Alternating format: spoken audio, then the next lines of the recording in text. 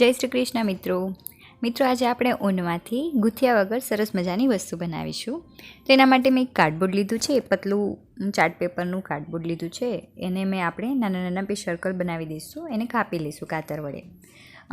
મિત્રો આપણે એવી જનરલી કોશિશ રહેતી હોય છે કે તમે સરળતાથી બનાવી શકો. ત્યાર પછી મેં એક ઊન લીધું છે, તમારી પાસે થોડુંક ઊન હશે તો પણ થઈ જશે. ત્યાર પછી મેં એક આંગળી જેવડા લંબાઈની ઊન કાપી છે, નાનું મોટું ચાલે. ત્યાર પછી એનાથી સેજ નાનકડો કટકો બીજો કાપ્યો છે. પછી આપણે આ બંને છેડાને ભેગા કરી દઈશું અને ત્યાર પછી એ ચારે ચાર છેડાને ભેગા કરીને આપણે દોરા વડે એને સિક્યોર કરી દઈશું. મિત્રો, જો વિડીયો સારો લાગે તો મારી ચેનલને સબસ્ક્રાઈબ પણ જરૂરથી કરજો અને વિડીયોને વધુને વધુ શેર કરજો, જેથી મારી ચેનલને પણ સપોર્ટ રહે અને તમને પણ વધારે ને વધારે લોકોને જાણકારી મળે. આવી જ રીતે આપણે બીજા બધા પણ પેટલ્સ બનાવી દઈશું. ત્યાર પછી આપણે જે પહેલાં ચાર્ટ પેપર કટ કર્યું હતું એને લઈશું અને એના ઉપર આપણે ફેવિકોલ લગાવી દઈશું. સોરી, મેં અહીં ફેબ્રિક ગમ યુઝ કર્યું છે, જે કાપડ ઉપર લગાવવાનો ગમ આવતો હોય છે તે યુઝ કર્યો છે. તમે ગ્લુ ગનનો પણ યુઝ કરી શકો છો. ઊન છે એટલે ફેબ્રિક ગમ વધારે સારો રહેશે. ત્યાર પછી આપણે ગમ લગાવીને એક પછી એક પાંદડીઓને એકદમ નિરાતે આપણે ચોંટાડી દઈશું. સરસ રાઉન્ડ શેપ આવે, ફ્લાવર જેવો શેપ આવે એવી રીતે આપણે ચોંટાડી દઈશું. ફ્રેન્ડ્સ, આ વિડીયો તમે સરળતાથી બનાવી શકો છો અને ગૂંથતા પણ ના આવડતું હોય તો પણ તમે આ બનાવી શકો છો.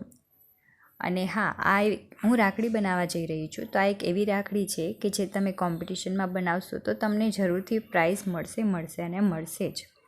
કારણ કે આ ગૂંથ્યા વગર છે અને એકદમ ફટાફટ બની જાય એવી છે. અને પ્લસમાં કે જેવડી હોવી જોઈએ સાઇઝમાં એવડી બનશે અને એકદમ અટ્રેક્ટિવ પણ લાગતી હોય છે. ત્યાર પછી આપણે બીજું ચાર્ટ પેપરનો કટકો લઈશું, એને એના ઉપર ચોંટાડી દઈશું. ત્યાર પછી મેં એક પેચ લીધો છે.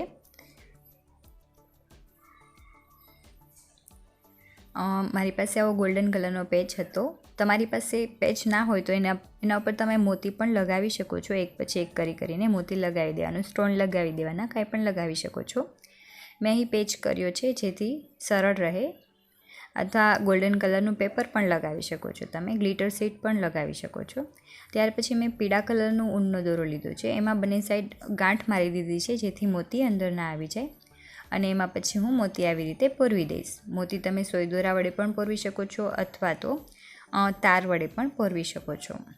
જો એ ના ફાવતું હોય તો મને કમેન્ટમાં કહેજો, હું તમને એની ટ્રીક પણ જલ્દીથી સમજાવી દઈશ બીજા વિડીયોમાં.